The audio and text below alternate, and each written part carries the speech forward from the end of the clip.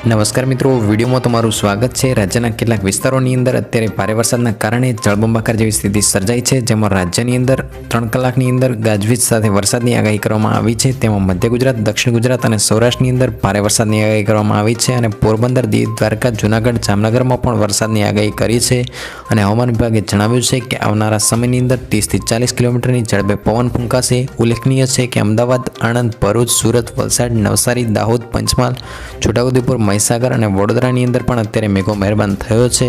મહેસાણા, પાટણ, ગાંધીનગરમાં છૂટાછવાયા વરસાદની આગાહી કરવામાં આવી છે અને મિત્રો ટૂંક જ સમયની અંદર 30 થી 40 કિલોમીટરની ઝડપે પવન ફૂંકાશે તેવું ગુજરાતના હવામાન વિભાગે એલાન કર્યું છે। તો મિત્રો આવનારા સમયમાં 30 થી 40 કિલોમીટરની ઝડપે વાવાઝોડું ફૂંકાશે તેવું હવામાન વિભાગે જણાવ્યું છે।